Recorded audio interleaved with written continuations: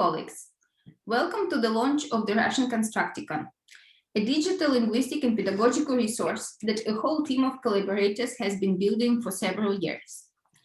We will start with some general information and then we'll show you some specific practical scenarios of its use. So, the Russian Constructicon is a free open access electronic resource that offers a searchable database of Russian constructions. If you're wondering what the word Constructicon means, here is the way to put it.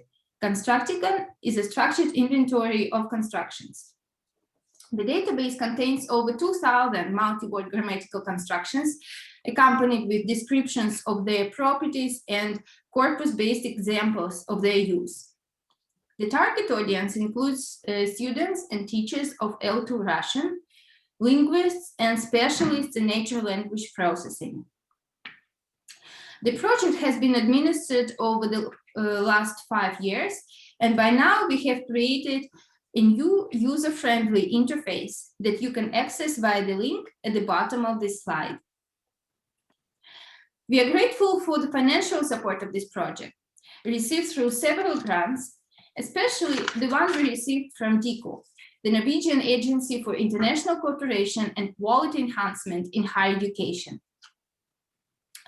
The Russian Constructicon is a result of productive collaboration of two research institutions, UiT, the Arctic University of Norway, on the one hand, and the National Research University High School of Economics in Moscow on the other hand. This slide shows you the permanent members of our team. An important part of this project was active engagement and contribution of over 40 students from bachelor and master to PhD level. We say thank you to all of them. And now let us move to the practical part of this presentation. Here is a list of 10 questions, 10 scenarios of how you can use the Russian Constructicon. And we are going to look at each of them one by one. I'm giving the floor to our own Valentina Zhukova and Daria Merdashova, who will demonstrate this resource from its different sides.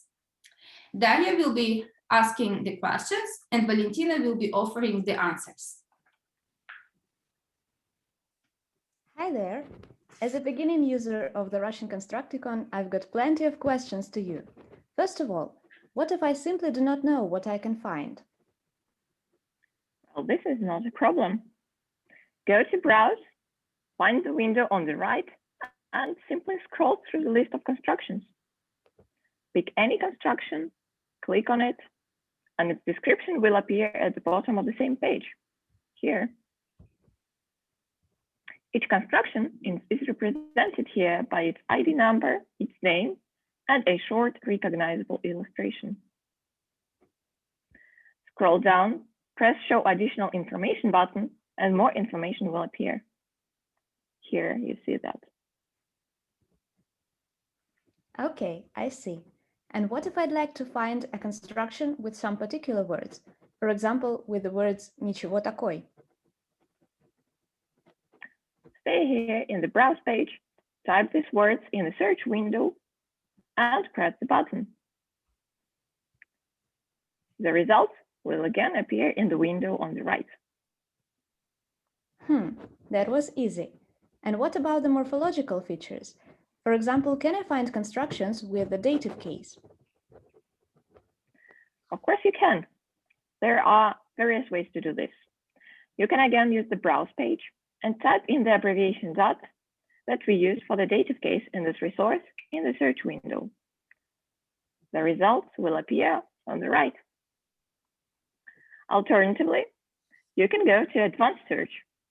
Go to the first search window, Morphology, and choose DOT. That stands for the dative. Here, the tags are listed in alphabetical order. Simply scroll down and find the relevant tag, DOT, that stands for the dative case. There you go. If you do not know what abbreviation to use, you can find it out in the instructions in the section on abbreviations and symbols. You can click on the name of the section or scroll down.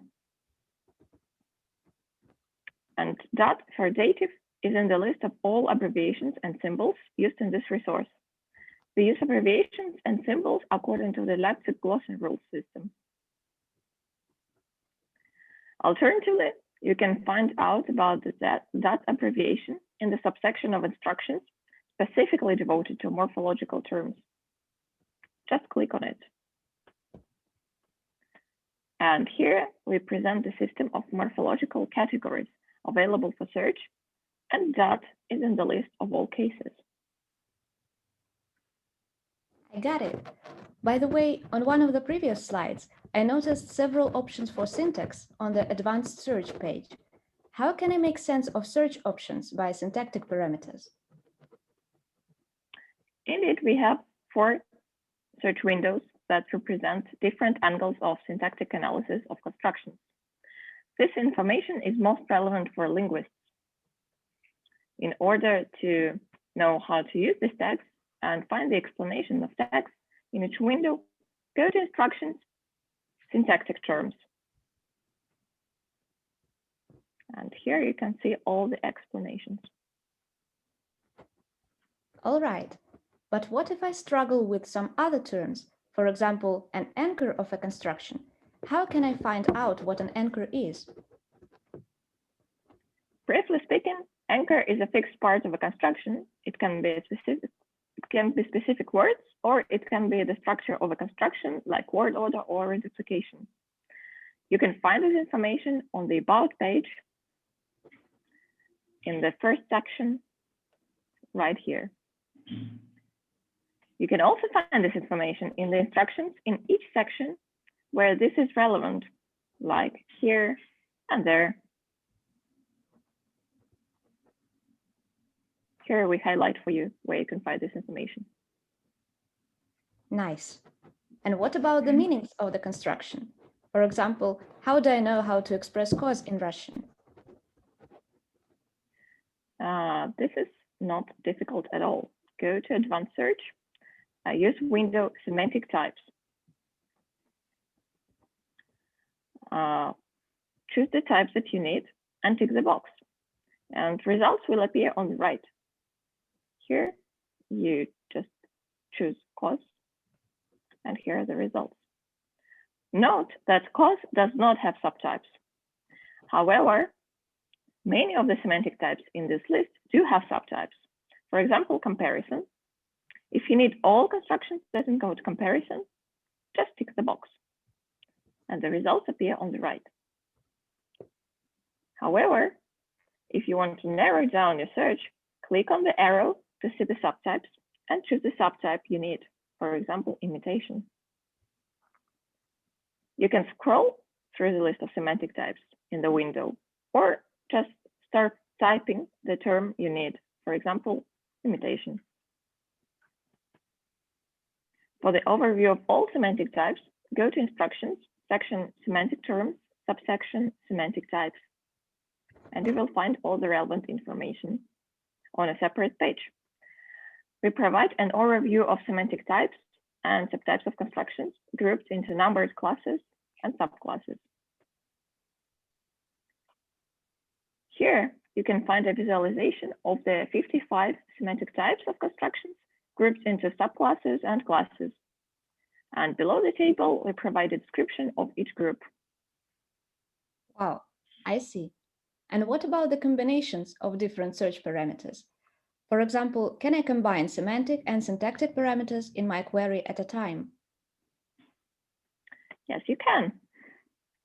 In Advanced Search, you can combine as many filters from different windows as you want. For example, if you want to find biclausal constructions that express contrast, choose biclausal in syntactic type and choose contrast within comparison in semantic type. And the result will be the intersection that is both constructions that carry both tags, biclausal and contrast. Okay. I wonder if the constructions in your resource are differentiated by level for the learners of Russian. Can I find constructions that match my own language proficiency level? And yes, you can. To find all constructions at a certain level, you can use Advanced Search, window level, right here. Just the level that you want. And we use the CEFR system of levels.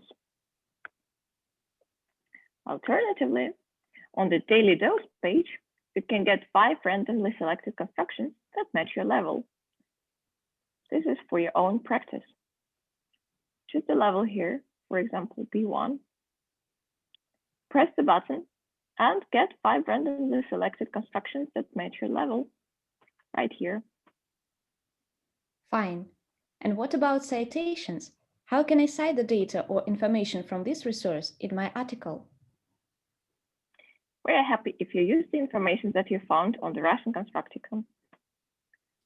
In order to find how to cite, go to the About page, find the section How to Cite, and simply copy the reference to your text. Copy this reference to your text, and here you go. All right.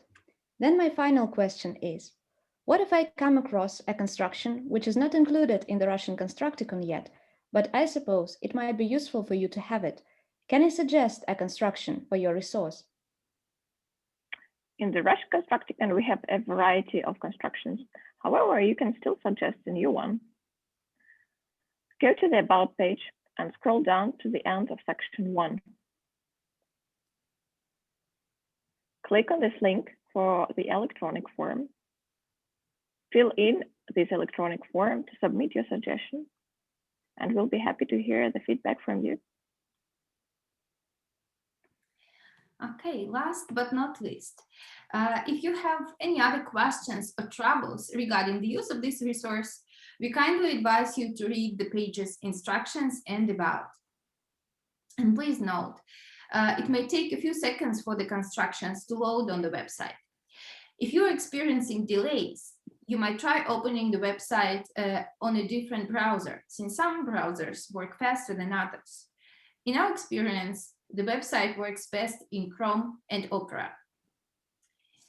Thank you for your attention, and we hope that you will visit the Russian Constructicon website.